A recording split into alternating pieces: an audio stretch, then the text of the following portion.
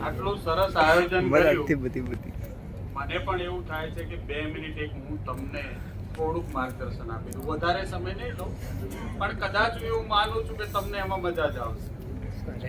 આમાં ઘણા જણનો એવો પ્રશ્ન છે કે સાહેબ તૈયારી કઈ રીતે કરવી અને પરીક્ષા કઈ રીતે આપવી. જો એક નાનકડી 1 મિનિટની જ વાર્તા કહી દઉં તમને કે એક નાનકડું ગામ હતું.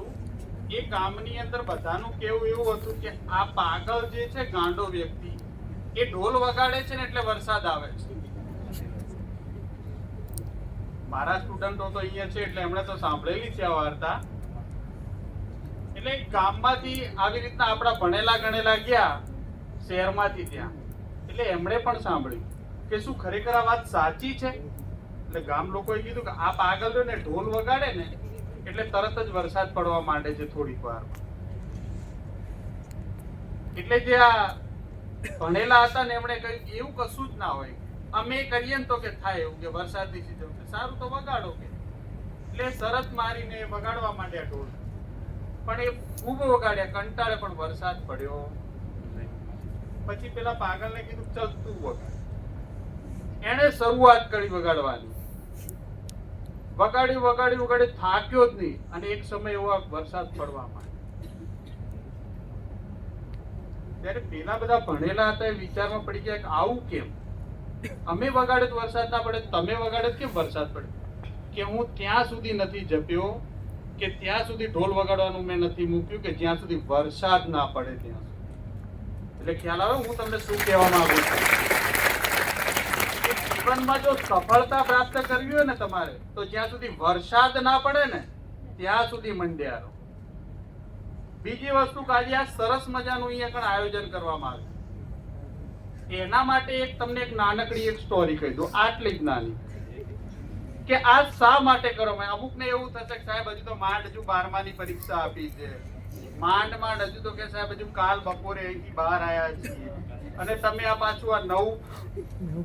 તો જો એક નાની એના ઉપર તમને વાર્તા કે એક નાનકડું રાજ્ય હતું ને, એ રાજ્યની અંદર નિયમ એવો હતો, બંધારણ એવું હતું કે આનો જેને રાજા થવું હોય ને 5 જ વર્ષ સુધી થઈ શકે.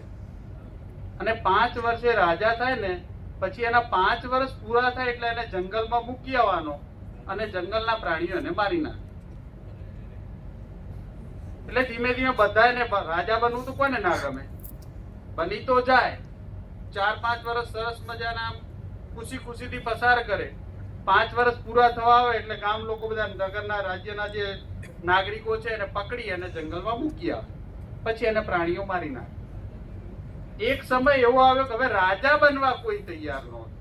તારું રાજા બનશું 5 વર્ષ પછી તો જંગલમાં જવાનું છે. પછી આમ એવા પાર્ટ ડિવાઈડ પાડી દીધા કે ભાઈ આપણે નહીં હોતા કે વોર્ડ હોય ગામની અંદર, એના વોર્ડ પાડે. આ વોર્ડમાંથી 5 વર્ષ રાજા, પછી આ વોર્ડમાંથી ફરજિયાત આપવાનો જ. એક વોર્ડમાં એક હોશિયાર વ્યક્તિ હતો, એને કીધું કે હું બનવા તૈયાર છું મારા વોર્ડ.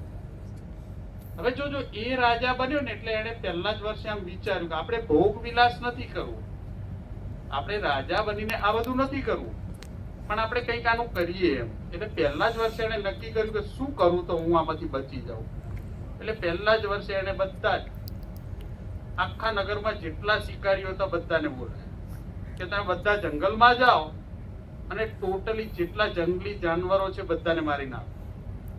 એટલે જો પહેલો જેને શું કર્યું, જંગલ જે છે એમાંથી બધા જ પ્રાણીઓનો નાશ કરી નાખ્યો, શિકારી પ્રાણી.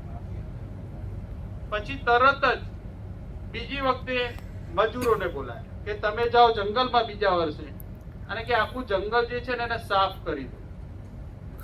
એટલે એ ગયા ને આખું જંગલ સાફ કરી દીધું.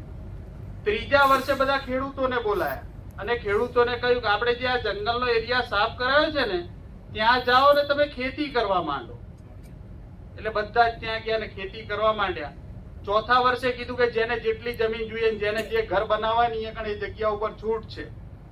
એટલે બધાએ સરસ મજાના એક નગર જેવું જંગલની અંદર કરી દીધું. 5મું વર્ષ પૂરું થયું અને બધાએ ગામ લોકોએ ભેગા થયા અને રાજાને જંગલમાં મૂકવા ગયા. પરંતુ એ જંગલની અંદર પણ એણે નગર વસાવી દીધું હતું અને ત્યાં પણ એ રાજા થઈ ગયો.